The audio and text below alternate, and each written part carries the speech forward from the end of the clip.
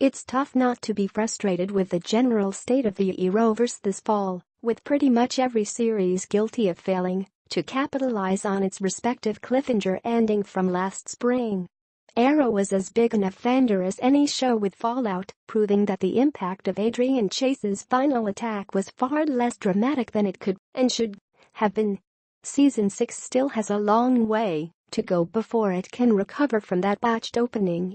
The good news is that Tribute offers reasons for optimism, even as it juggled some fairly underwhelming story threads.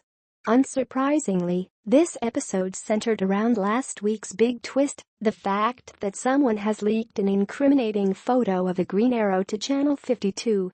Like I mentioned in last week's review, I'm none too thrilled to see the series return to that secret identity well after the lackluster way it was handled in Season 3.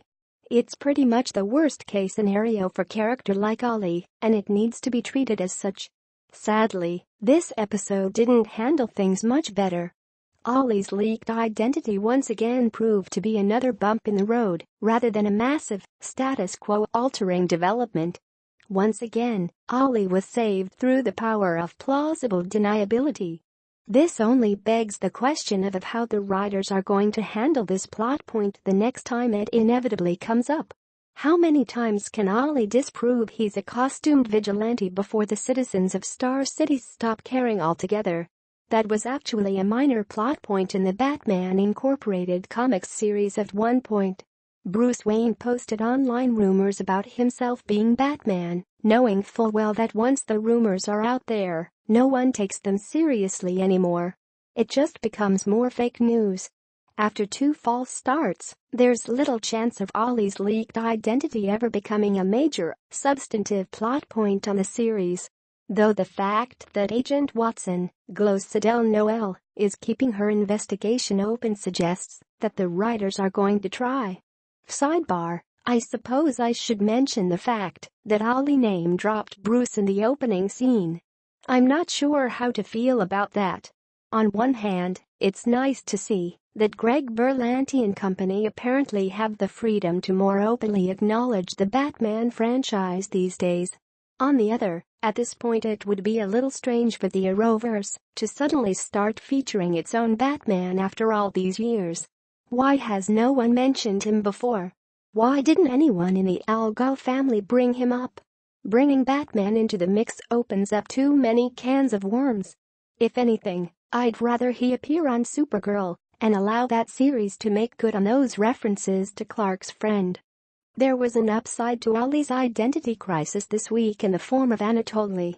After so much focus on Anatoly's bond with Ollie last season, it was fun to see him take on a more villainous role this time.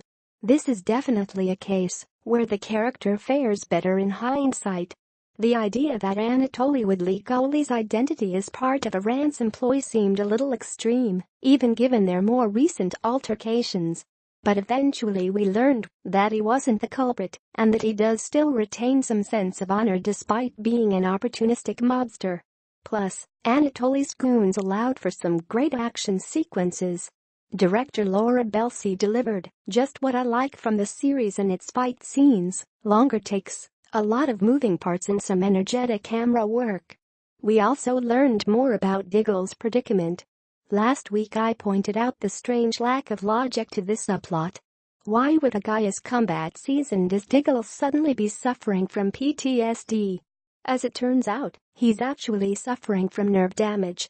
That added context helps, but it definitely seems like the writers are still treating this as more a psychological problem than a physical one. And in any case, it seems hard to believe that a good, selfless soldier like Diggle would make such a selfish choice to remain on active duty knowing that he can't protect his teammates when the chips are down. I don't understand his motivations right now, especially as he prepares to shoulder an even larger burden. Here's what gives me hope for the future of Season 6. Regardless of how well Ollie's identity crisis was handled specifically, it plays into a very promising direction for the character. Ollie has finally reached the point where he can no longer maintain a balance between his duties as mayor and his ongoing vigilante crusade.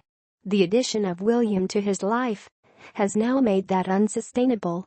Ollie has to make some hard choices about what matters most to him in his life. And in a testament to his growth as a man and a superhero over the past 5 years, Ollie finds that being Green Arrow is no longer as important as being an effective mayor and being the sort of committed, dependable father William needs. Ollie returned from Lianu 5 years ago as someone else.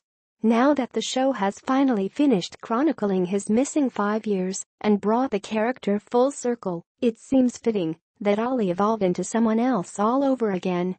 Can he leave the superhero life behind? Can he find someone worthy of taking up the mantle of Green Arrow? Probably not, Diggle. Those are some great questions to frame the season around. Maybe this will be the year where the actual villains matter less than the struggles Ollie faces in becoming the hero Star City truly needs.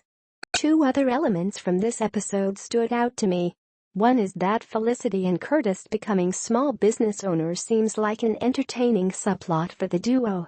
They're generally amusing together, and this seems like the sort of low-key conflict that can keep Felicity occupied without all the romantic drama and whatnot.